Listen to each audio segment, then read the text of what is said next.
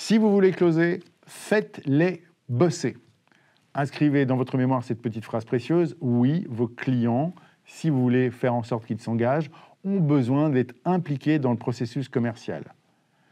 Vous devez appliquer ce qu'on appelle le biais de cohérence, le levier de cohérence qui a été parfaitement bien décrit par Robert Cialdini dans Influence et manipulation.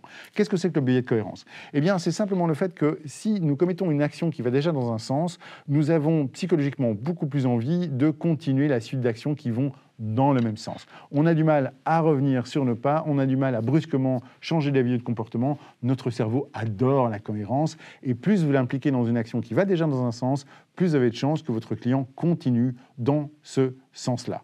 L'exemple que je vais vous donner, vous le connaissez par cœur.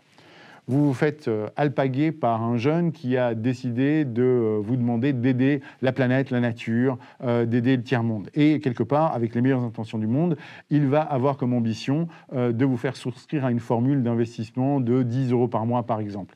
Mais vous savez très bien que si vous demandez ça de but en blanc, il n'a aucune chance de parvenir à ses fins. Donc qu'est-ce qu'il va faire? Il va appliquer le principe de cohérence. Il va d'abord vous dire quelque chose du genre est-ce que vous pensez comme moi que protéger la nature, c'est une chose importante aujourd'hui?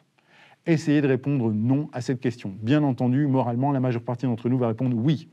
Premier niveau d'implication. Deuxième niveau d'implication. À ce moment-là, il va dire, OK, ce qui serait vraiment super utile, et merci d'avance de le faire, c'est d'accepter de signer notre pétition. Je ne veux même pas votre coordonnée, je n'ai pas besoin de votre adresse mail, ni votre numéro de téléphone. Votre nom, votre prénom et votre signature feront déjà beaucoup de bien sur cette pétition que nous allons pouvoir remettre aux autorités. Et là, vous signez, vous mettez votre nom et votre prénom. Voilà déjà un deuxième niveau d'implication. Et c'est à ce moment-là que le troisième surgit.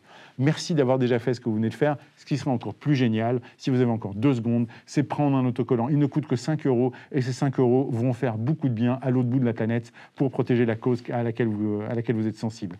Et là, vous venez encore plus de vous impliquer et il est beaucoup plus probable que vous acceptiez à terme de souscrire à un abonnement de 10 € par mois.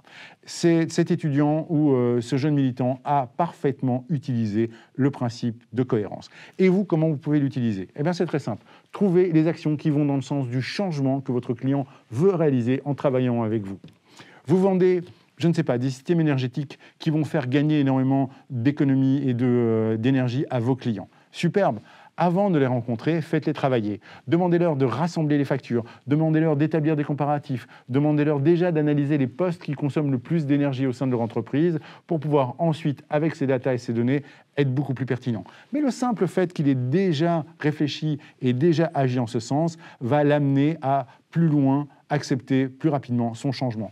Vous vendez des cuisines, pareil, vous savez très bien que si vous demandez à votre client de déjà faire des croquis, de prendre des photos, voire même d'aller sur Internet chercher des idées inspirantes en termes de coloris, d'ameublement, eh bien il se sera lui-même auto-impliqué dans la vente et il aura plus de chances d'aller encore plus loin. Ça marche même en validant une émotion ou un sentiment ou une action non directement liée à votre cause. Par exemple, si demain je reçois un directeur commercial et que la première chose que je lui dis c'est que vous décidiez de travailler avec moi ou pas, vous faites un pas dans le bon sens parce que simplement en prenant la décision de former votre équipe, que vous décidiez de travailler avec moi ou avec mes confrères, c'est génial parce que de toute façon, vous avez pris la meilleure action possible, celle de former et d'augmenter la compétence de votre équipe et c'est ça qui compte à terme. En faisant ça, je ne l'oblige pas à travailler avec moi, mais par contre, je le valide dans son intention, je l'implique et quelque part, je m'assure qu'il ira encore plus loin dans son changement avec moi, je l'espère. Donc, à vous de jouer, à vous de trouver les micro-actions, les micro-engagements qui feront que vos clients vont s'engager petit à petit dans ce principe de cohérence